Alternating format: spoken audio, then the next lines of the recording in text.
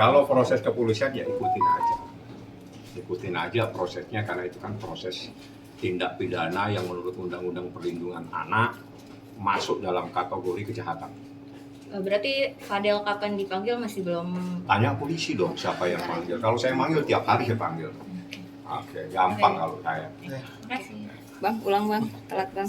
Telat bang, ulang dulu. Ya, apa yang mau diulang? Gimana bang? Mungkin update terkininya seperti Update-nya alhamdulillah baik-baik saja. Jadi saya sampaikan, saya ulang kembali lagi penyampaian ini. Anaknya nih kita tidak ada yang menahan dan tidak ditahan oleh aparat kepolisian, karena anak di bawah umur tidak mungkin ditahan. Anaknya ada di bawah penguasaan Nikita Mirzani. Ya, secara hukum adalah di bawah penguasaan Nikita Mirzani. Soal teknis itu menjadi teknisnya, teknis itu menjadi haknya Nikita. Saya tidak boleh sampaikan. Yang perlu saya sampaikan, Loli tidak ditahan. Loli ada di dalam penguasaan Nikita Mirzani. Teknisnya apakah ditemenin kakaknya, apa ditemenin adiknya, itu teknis, saya nggak perlu sampaikan ya. Jadi biar clear, nggak ada lagi entar salah-salah, waduh ini anak kecil, nggak ada. Anak kecil dilindungi secara hukum, dilindungi oleh Undang-Undang Perlindungan Anak, secara hukum dilindungi oleh ibunya, orang tuanya atau ibunya. Saat ini tinggal ibunya yang melindunginya ya. Oke, Bang, mengenai kabar juga bahwa sekarang Loli juga dalam pengawasan UPT 3A, itu mungkin seperti apa Bang? Saya nggak bisa jawab, karena menurut saya ada di dalam pengawasannya Nikita Mirzani. Karena tidak mungkin tanpa izin dari Nikita Mirzani, karena yang saya tahu Nikita Mirzani itu yang punya hak terhadap anak ini di bawah pengawasan dia, di bawah kekuasaan dia. Teknis-teknis itu tidak perlu saya sampaikan. Oke, terkait preskon yang kemarin Bang, yang pihak dari terlapor juga mengeluarkan hasil USG itu Bang, mungkin seperti apa? USG-nya apa? Kalau gini, secara hukum kita ini negara hukum. Ya. Kalau secara hukum masa anak di bawah umur melakukan perbuatan hukum terus dibenarkan semua sama orang yang mengerti hukum, kan kacau nanti. Jadi apapun yang dilakukan oleh anak di bawah umur itu tidak sah dan tidak mempunyai kekuatan. Yang kedua, ngapain juga? Kalau emang nggak ada apa-apa ya tidur nyenyak lah di rumah. Nah, sibuk anak, sibuk ini ngasih dokumen. Enggak, kalau nggak ada sesuatu ya tidur lah. Ngomong aja, emang gue pikirin lu lapor gitu aja. Ngapain panik? Paniknya itu adalah tanda-tanda ada sesuatu yang terjadi. Tidak bisa lari kemana-mana karena ini negara hukum. Proses berjalan, kami punya bukti, kami punya saksi. Saya cuma kasih apa yang terjadi di bulan Juni. Nah itu saja. Silakan, siapa yang mau jawab saja. Anda saya kasih bahan, Anda cari informasi itu kan.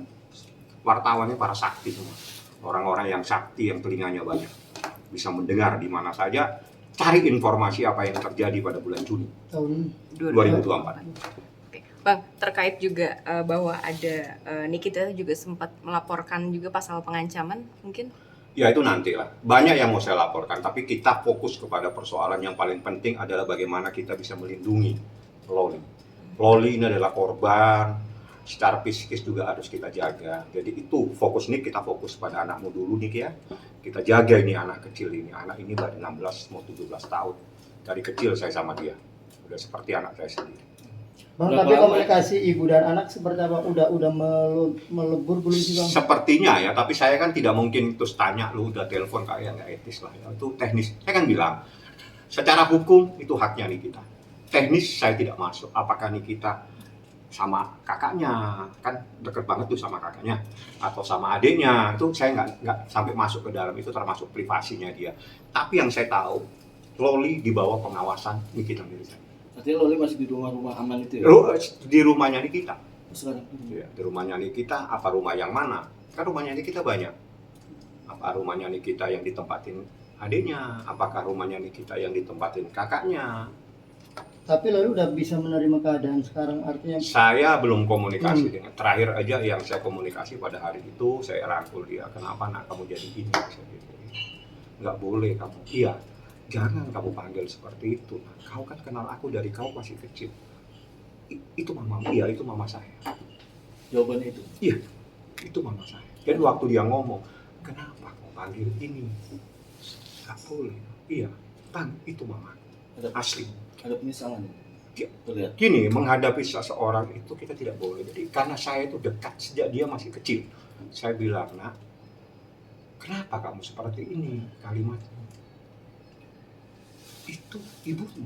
Iya, itu mamaku. Terus saya rangkul, ya kamu apa yang kamu jelasin. Kalau enggak ya udah kamu santai saja di sini. Nanti mamamu akan taruh kamu ada di mana. Itu urusan yang mamamu. Mamamu pasti melindungi kamu. Dan selama ini beredar yang macam-macam seakan-akan tidak ada, itu kakaknya sama saya.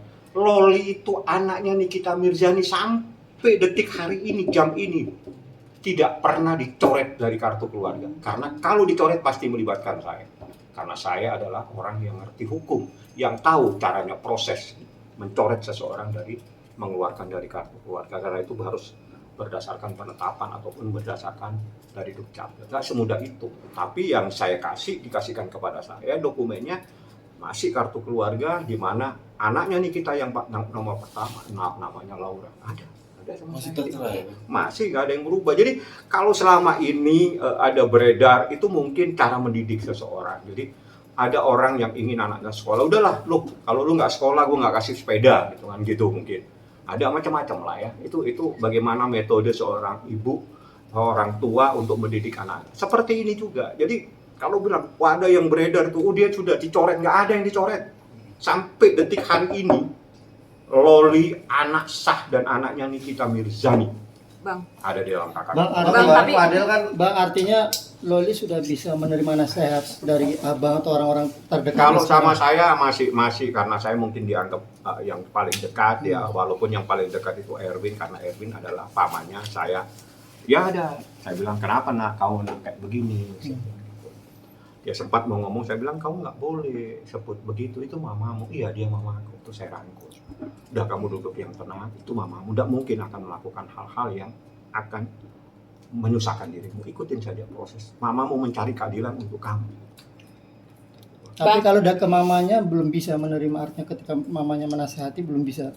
Itu Loli. teknis Pak ya. Hmm. Jadi mungkin ada persoalan apa yang jelas kalau kemarin ketemu sih nggak ada. Ya kan teriak-teriaknya kan kemarin saja. Jadi sebetulnya kalau kemarin itu didatengin terus dia nggak ada sesuatu yang membuat dia harus berontak. Sebetulnya nggak ada masalah kemarin. Santai-santai aja jalan-jalan ke kantor polisi seperti kemarin saya jalan-jalan sama Nikita. Oke, Bang, tapi akan ada pemeriksaan lanjutan nggak sih untuk Loli Pasti. sendiri, Bang? Pasti ada. Dalam waktu dekat. Saya tidak tahu waktunya. Karena waktunya tanya ke Humas, kan mungkin Humas yang mewakili ya, penyidik. Yang jelas proses hukum ini berjalan, saya katakan tadi ancamannya itu adalah 15 tahun, nikmatin saja. Itu baru satu pasal, satu perbuatan. Ada beberapa perbuatan yang saat ini masih saya kumpulkan bukti-buktinya. Saya akan buat laporan setelah bukti-bukti terkumpul semua. Bang, tapi Loli ini kooperatif, artinya ketika di BAP dikasih pertanyaan polisi, Dia memberi- jawab. Jadi gini, dia jawab aja semuanya. Jawab semuanya, nggak ada masalah. Jadi bagi saya dalam proses ini, saya kembali kepada KUHAP. Ya, Loli itu menurut Undang-Undang Perlindungan Anak, Loli adalah korban. Korban harus dilindungi oleh Undang-Undang Perlindungan Anak, dilindungi oleh negara sebagaimana yang diatur dalam Undang-Undang Perlindungan Anak. Loli korban.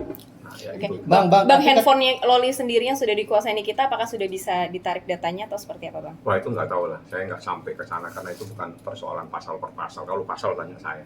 Bang, tapi keterangan Loli itu gimana menyudutkan Nikita Nggak ada. atau justru ke Nggak ini? ada. Dia cerita saja, dia soal cerita nama seseorang ya silakan ya cerita apa saja. Jadi dalam proses hukum di Indonesia menurut hukum acara pidana seorang yang dilaporkan siapa saja, apalagi terus seorang itu menjadi tersangka, menjadi terdakwa, itu jangankan lagi membantah, diam pun boleh. Jadi bagi saya apa saja yang akan disampaikan oleh orang yang dilaporkan ya atau menjadi terlapor, mau ngomong apa saja emang gue pikirin, karena saya ngerti hukum. Yang dijadikan bukti itu bukan keterangannya dia, bukan bantah-bantahannya dia. Kita nggak butuh dengan bantahannya dia, karena kita pakai pasal lain. Di mana di dalam KUHAP, bukti itu adalah keterangan saksi. Bukti itu adalah bukti tertulis, pendapat ahli. Ada keterangan daripada terlapor. Jadi dia pada sudut yang paling terakhir. Jadi tidak menjadi yang paling utama. Paling utama itu keterangan saksi dan bukti-bukti yang lain. Tapi dari ucapan-ucapannya setelah disampaikan mungkin juga bisa jadi barang bukti tambahan lagi Bang di dalam laporan. Apa ucapannya yang disampaikan? Kayak misalkan yang bantahan lah apa segala macam. Enggak, kita nggak pusing dia membuatnya. Kalau perlu tiap hari suruh bantah. Soal yang dia tidak melakukan aborsi itu, abang tanggapan? Lo ngapain? Ngapain dia jelasin gitu? Oke, proses visum Jadi lagi. gini, ada pembuktian terbalik, Mbak. Jadi manakala seseorang menyatakan A, berarti itu adalah kebalikan daripada apa. Jadi orang bilang tidak, itu kebalikannya pasti ya. Oke. Proses Itu visum. teori, saya nggak tahu teorinya benar atau tidak. Tapi Anda yang bisa nyimpulkan, wartawan kan sakti. Bang, proses visum loli mungkin akan kapan lagi dilakukan Bang? Apanya? Proses visum. Visum dalam waktu dekat ya. Sepertinya itu menjadi kewenangannya penyidik. Tapi yang jelas, dia sehat. Satu, dia tidak ditahan. Jadi tadi Niki juga ngomong, jangan nanti ribut-ribut nih, tahan. Tidak. Dia dalam keadaan sehat, tidak ditahan. Dia di bawah perlindungannya Nikita Mirzani. Teknisnya, itu haknya Nikita, saya nggak boleh sampaikan. Teknis itu misalnya begini, ini anak saya, nih, anaknya Nikita Mirzani ya. Oke, itu hak saya. Ya, tuh, ini kan kakaknya tuh. Tuh, tolong jagain dulu. Itu teknis, itu terserah Nikita lah. Jadi sekarang ada di mana, dia dalam keadaan sehat, aman, tenang. Insya Allah dia udah mulai tidak emosional lagi. Bukan di UPT itu Bang yang dari Apa itu? Di mana saya baru dengar? Aman UPT. UPT. Mana saya Bang, dengar? dari UPT 3A pihak- Bang. Ada, saya tahunya PTSP yang di pengadilan itu untuk melapor. Bukan. UPT 3A Bang dari Bertanya perlindungan. aja ke penyidik, karena yang begitu jadi gini, yang begitu menjadi ranahnya penyidik. Tanya ke dia apa itu UPT. Kalau saya tahunya PTSP yang di pengadilan itu daftar perkara. Sama SPKT kalau kita lapor polisi. Nah, itu saya ngerti.